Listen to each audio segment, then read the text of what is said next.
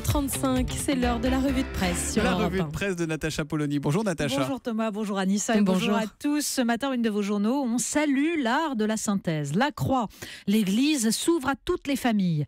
Et l'on s'inquiète quand la synthèse et les accommodements ne suffisent plus. Le Monde régional, le dilemme du PS, aider la droite ou favoriser le FN. Mais les journaux célèbrent surtout un anniversaire. L'Opinion, 10 ans après, rien n'a changé dans les cités. Le Figaro, 10 ans après les émeutes, le malaise grandit dans les banlieues. Et Libé, pour l'occasion, a donné la parole au Bondi Blog fondé après les émeutes de 2005. Libé au Karcher. On commence par un détour à Marseille. Oui, alors qu'on dresse le bilan des politiques de la ville, la mort de 3 garçons, dont 2 jeunes de 15 ans, à Marseille semble nous raconter l'état des banlieues, justement. On sent la colère ce matin sous la plume des éditorialistes. Au moment où l'on s'apitoie logiquement sur la disparition de 2 gamins, écrit Yann Marek dans le Midi Libre, il est urgent de se regarder dans la glace.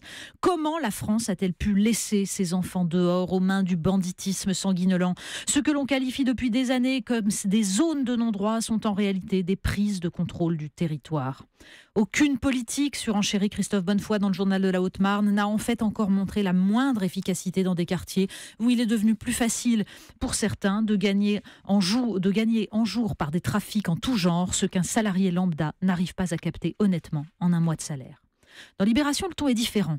On ne parle pas des faits, mais du discours sur les faits. Regayata Sall, du Bondi Blog, déplore que les médias, par leurs mots, donnent une vision biaisée de la réalité. Oui, pensez donc, les dépêches présentent la cité des Lauriers comme une plaque tournante du trafic de drogue.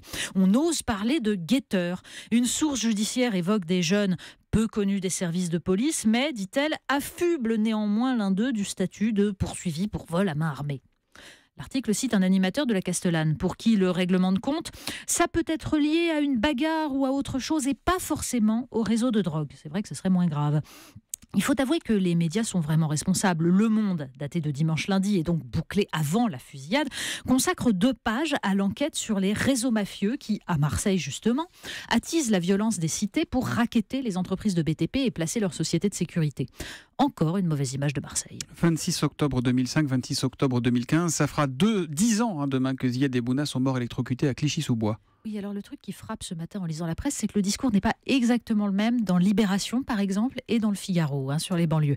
Dans Libé, c'est la question de l'orientation qui occupe les premières pages, la frustration de s'être vu refuser un passage en seconde générale, mais aussi, et c'est sans doute bien plus crucial, la valse des remplaçants dans les écoles primaires de Seine-Saint-Denis, là où justement tout se joue. À part ça, on parle de souillure médiatique. Dans les médias, se plaint Nassim, on mange les gens, on boit du sang. Il est où l'islam radical, demande-t-il ?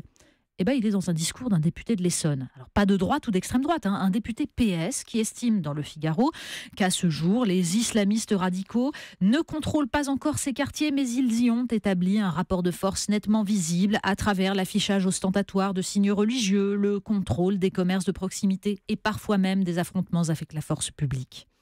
Mais le plus intéressant est peut-être la tribune du géographe Christophe Guilluy dans le Figaro qui explique que les banlieues ne sont pas des ghettos mais des sas selon lui. Pourquoi a-t-on l'impression que l'habitant de banlieue aurait éternellement 18 ou 20 ans, se demande-t-il ?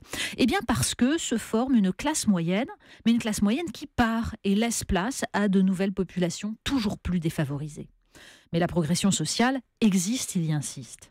L'autre article intéressant, c'est celui de Libé, dans lequel Widad Kefti, donc toujours du Bondi Blog, se demande où sont les jeunes issus de l'immigration dans les rédactions de journaux. Même ceux qui parlent de diversité, Libération, Le Monde, Mediapart, dit-elle, n'ont pas le moindre journaliste noir. Alors plutôt que l'image de la banlieue dans les médias, c'est peut-être avant tout cela qu'il faudrait changer. Il est assez réussi dans ce numéro de Libération, vous ne trouvez pas, par le Bondi Blog ? Même s'il y manque des pans entiers de la réflexion, je pense, mais c'est très intéressant. Une voix différente. On entend des choses importantes. Le DRH d'Air France, c'est l'autre star du jour. Ah oui, ça, vous en parliez dans les titres. Donc c'est la chemise la plus célèbre, donc qui est dans Le Parisien. Xavier Brossetta, militant socialiste, Normal Sup, l'ENA, qui raconte son traumatisme. Alors il se veut apaisant. Il se dit convaincu, par exemple, que les syndicalistes sont de grands bienfaiteurs de l'humanité. Ils seront ravis de l'apprendre. Mais en fait, il n'a même pas peur d'en faire un petit peu trop, Xavier Brossetta. Il y a peu, explique-t-il, j'ai repensé à cette phrase de Malraux lors du transfert des cendres de Jean Moulin au Panthéon. Ce jour-là, il était le visage de la France. Eh bien, moi aussi, j'ai été le visage de la France. Mais quel visage! Alors, il y a eu certes une violence intolérable, mais il y a peut-être là une réponse légèrement exagérée. Ça vaut pas le Panthéon, vous trouvez? Non. Salon du prêt-à-porter, Malraux et peut-être. Jean Moulin, c'est peut-être un peu trop. Bon. La France qui gagne à présent. Mais oui, en fait, pour surmonter le moral, il faut ouvrir les Échos et aller se promener en Vendée, dans la commune des Herbiers. Là-bas, nous dit le journal, 5,8% de chômage, des PME dynamiques, un capitalisme familial. La Vendée est l'un des départements les moins dépendants des centres de décision extérieurs, explique le président du conseil départemental. Et puis un chef d'entreprise raconte, ici il y a un vrai respect du leadership, il n'y a pas entre un entrepreneur et ses salariés une méfiance réciproque. Entre moi et l'ouvrier, dit-il, il n'y a que 3 niveaux, on a viré tous les petits chefs. Ça c'est une idée quand même. On parle jeux vidéo à présent. Oui, il y a cet article du Monde. Alors on parle jeux vidéo, mais non, on n'est pas en banlieue, sortez des idées reçues, il n'est pas question de jeunes. Ça se passe à la Gaîté Lyrique à Paris, une fois par semaine. Des seniors, comme on dit maintenant, des vieux, ose dire le journal, se retrouvent pour jouer aux jeux vidéo et frimer ensuite devant leurs petits-enfants parce qu'ils ont testé le casque en immersion 3D. Et le titre de l'article est délicieux. Mamie, tu lâches la console ?